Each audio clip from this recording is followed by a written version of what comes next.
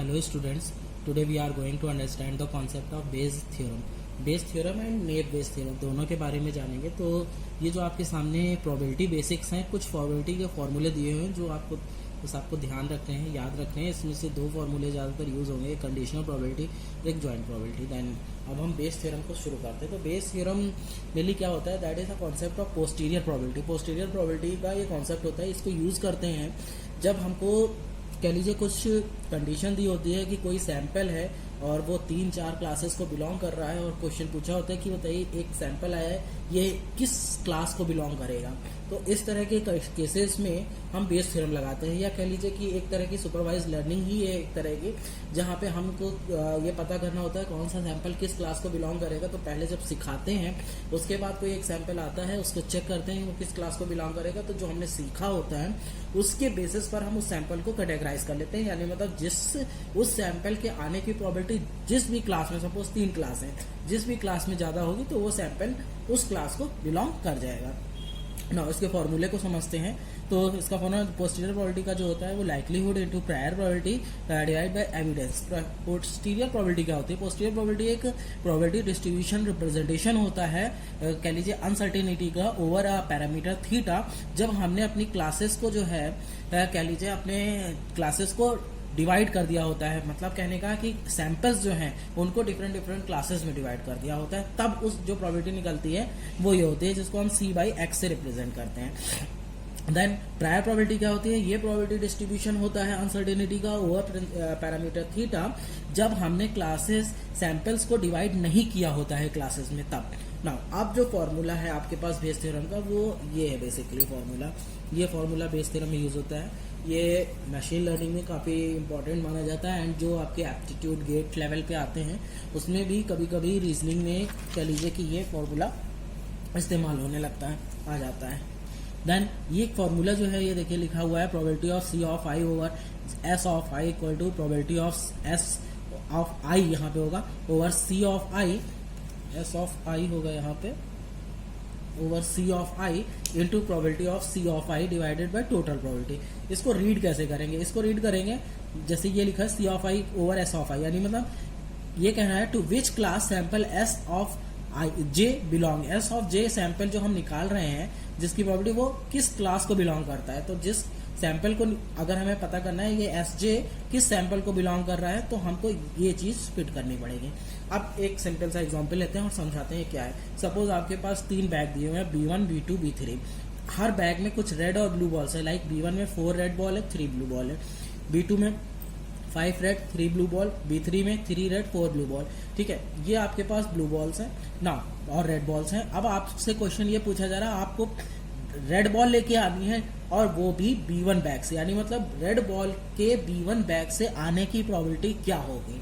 तो कैसे निकालेंगे? ऑब्वियसली जो हमने फॉर्मूला सीखा था, क्लास क्या है यहाँ पे बैग्स और सैंपल क्या है रेड या ब्लू। ओके, तो क्लास की जगह हमने B1 लिख दिया क्योंकि B1 से आने की प्रोबेबिलिटी निकालनी थी, और सैंपल कौन सा था? रेड के B1 क्लास में आने की क्या प्रोबेबिलिटी होगी, यही निकालना था, ये निकाल दिया। तो ये जैसे ही निकाला तो फॉर्मूला क्या बनेगा? रेड और B1 में इंटू B1 में अपॉन टोटल। तो B1 के आने की प्रोबेबिलिटी, इसका मतलब क्या, कितने बैग थे? 3 बैग थे। 3 बैग में से एक बैग के आने की प्रोबेबिलिटी क्या होगी? 1/3। तो यहाँ पे क्या लिखेंगे? 1/3 लिखा हमने। ओके, देन रेड के आने की प्रोबेबिलिटी B1 में। अब रेड के आने की प्रोबेबिलिटी B1 में, तो देखिए यहाँ पे देखिएगा जो रेड के B1 में आने की प्रोबेबिलिटी क्या होगी भाई? टोटल कितने हैं? 7, तो कितनी होगी? 3/7। तो 3/7 लिख दीजिए। सॉरी रेड है 4/7 लिख दीजिए, या इसको इस तरह से लिख सकते हैं अगर उसके थ्रू करें हम कि 4C1 एंड कॉम्बिनेशन परम्यूटेशन के थ्रू कि 4C1 एंड 7C1, इसको सॉल्व करेंगे तो 4/7 ही आएगा। इसी तरह से हम डिवाइड कर देंगे तीनों में आने की, तो तीनों में भाई 5/8 3/7। ओके, तो ये देखिए आ गया 4/7, ये 1 हमने तीनों में से कैंसिल कर दिया 4, और ये जो भी आएगा ये प्रोबेबिलिटी आ गई कि रेड बॉल की B1 में आने की क्या प्रोबेबिलिटी होगी। ओके, नाउ एक एग्जांपल के बेसिस पर हम समझाना चाह रहे हैं ये कंक्लूड क्या करना चाह रहे हैं हम इस थ्योरम से। तो सपोज हमने पहले से फिक्स कर रखा है, जैसे कुछ सैंपल्स हैं हमारे पास S1 से लेकर S6 तक। ठीक है, सैंपल ये क्लास 1 में लाई करता है, जहां जो टिक लगाई वो पर्टिकुलर उस क्लासेस में लाई करता है। अब हम एक चीज प्रूव करना चाह रहे हैं, तो हम क्वेश्चन रेज करते हैं कि ये देखें,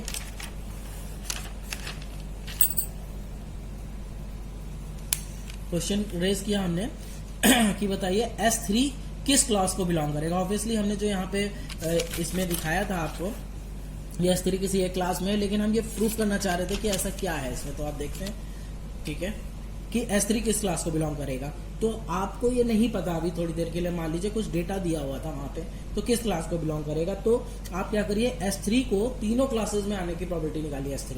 S3 के C1 में आने की प्रोबेबिलिटी, S3 के C2 में आने की, S3 के C3 में आने की। तो जब C1 में आएगा तो कुछ डेटा है वहां पे, तो कुछ तो प्रोबेबिलिटी आएगी ही आएगी फॉर्मूले के हिसाब से।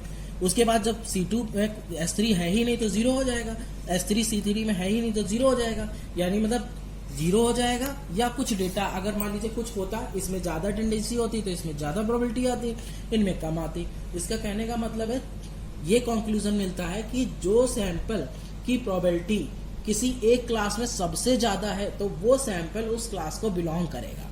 ठीक है, probability of P of C1 of S3 is high, यहाँ पे इसकी हाई है तो S3 किसको बिलोंग करेगा, C1 को बिलोंग करेगा। ओके, अब यहाँ पे हम आते हैं कि देखिए अब आपको करना क्या है, मैं आपको एक टास्क दे रहा हूँ, ये आपको करना होगा। ठीक है, सपोज आइरिस डेटा सेट है।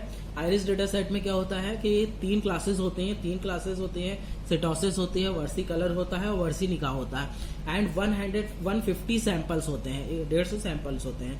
तो और 4 फीचर होते हैं, sepal length, sepal with, petal length, petal with. Okay, तो आपको क्या करना है, बेस थ्योरम की मदद से आपको इसको इम्प्लीमेंट करना है, इस आइरिस डेटा सेट को जो है आपको बेस थ्योरम इम्प्लीमेंट करना है आइरिस डेटा सेट में। तो कैसे करेंगे, तो यहाँ पे आपको करना है, पूरा कॉन्सेप्ट यूज करना है मशीन लर्निंग का। ठीक है, मीन्स मशीन लर्निंग कहते हैं आपको लर्न कराना है। तो जब लर्न कराना है तो एक चीज से जो हम कई बार आपसे डिस्कस कर चुके हैं कि ट्रेनिंग और टेस्टिंग 2 पार्ट में डिवाइड करते हैं। ट्रेनिंग में 70% डेटा लेते हैं, टेस्टिंग में 30% लेते हैं। तो अभी हमने कहा कि आइरिस डेटा सेट में टोटल सैंपल होते हैं 150, हर क्लास में 50-50 सैंपल्स हैं। ओके, तो पहली क्लास में 50 है तो 70% लेंगे जब आप 50 का, तो 35 आएगा। तो पहली क्लास से 35 सैंपल ले लीजिए, दूसरी क्लास से 35 ले लीजिए, तीसरी क्लास से 35 ले लीजिए, टोटल बन जाएगा 105 सैंपल्स। ओके, नाउ अब 4 फीचर्स होते हैं, लेकिन बेस थ्योरम जो होती है, ये बहुत इंपॉर्टेंट पॉइंट है, बेस थ्योरम जो होती है वो सिंपल फीचर्स पे काम करती है, मिक्स फीचर पे काम नहीं करती। तो sepal length, sepal with, petal length, petal with से कोई एक फीचर ले लीजिए, से सेपल लेंथ ले लिया। ठीक है, अब सेपल लेंथ है और तीनों क्लासेस में उसका डेटा दिया हुआ है, यानी मतलब sepal length 3 class total 105 data दिया हुआ है। तो कुछ डेटा ये से 0.519 और 0.134 इस तरह से कुछ उसकी डेटा दिया हुआ है, जो कि बायोलॉजिस्ट अपने आप सेपल लेंथ फ्लावर्स की है, क्योंकि ये डेटा सेट तो अपने आप उन्होंने नापा था उसका है। ठीक है, तीनों क्लासेस के। तो आप क्या करेंगे, पहला डेटा उठाइए और इसके आने की प्रोबेबिलिटी तीनों क्लास में निकाल लीजिए। तो प्रोबेबिलिटी निकालेंगे, नहीं मतलब पहले काउंट करिए कि पहली क्लास में कितनी बार आया है अपन टोटल, दूसरी क्लास में कितनी बार आया अपन टोटल, तीसरी क्लास में कितनी बार अपन टोटल। तो तीनों क्लास में आने की निकाल ली। ओके, इसको आप फीड कर दीजिए एक जगह पे, ऐसे ही सारे डेटा निकाल लीजिए। उसके बाद क्या करिए, जो पहला डेटा है इसके आने की प्रोबेबिलिटी, जो पहला सैंपल था इसके आने की प्रोबेबिलिटी पहली क्लास में क्या होगी, 3 क्लासेस है तो पहली जो प्रोबेबिलिटी आई थी उसको मल्टीप्लाई कर दीजिए 1/3 से, जो आई प्रोबेबिलिटी उसको स्टोर कर लीजिए। इसी तरह से हर सैंपल की प्रोबेबिलिटी आप एक एरे में स्टोर करते चले जाइए। ठीक है, नाउ अब जो रिमेनिंग आपके पास 15 यानी मतलब 45 सैंपल्स बचे हैं टेस्टिंग के लिए, उसको आप कैसे टेस्ट करेंगे, उसमें से एक उठाइए और ये देखिए कि उसकी क्या वो सैंपल जो उसकी वैल्यू है वो क्या मैच करता है आपके ट्रेनिंग सेट में, क्लास 1 में, क्लास 2 में, क्लास 3 में। सपोज क्लास 1 में अगर मैच किया तो उसके करस्पॉन्डिंग जो आपने प्रोबेबिलिटी पहले से निकाली है वो देखिए, क्लास 2 में मैच किया तो उसकी देख लीजिए, क्लास 3 में मैच किया उसकी देख लीजिए। सपोज 3 वैल्यूज आई, किसी में नहीं होगा तो 0 होगी, किसी में होगा तो कुछ वैल्यू होगी प्रोबेबिलिटी की। तो जिसमें प्रोबेबिलिटी हाई है तो समझ जाइए कि जो सैंपल आप टेस्ट कर रहे हैं वो सैंपल उस क्लास को बिलोंग कर जाएगा जिसमें उसके जैसे फीचर के आने की प्रोबेबिलिटी हाई थी। तो ये कॉन्सेप्ट बनता है ट्रेनिंग और टेस्टिंग मशीन लर्निंग का। यहाँ आपने कोई दोबारा एल्गो नहीं लगाई, कोई दोबारा वैल्यू नहीं निकाली, आपने जो पहले से सीखा था उसको यूज किया।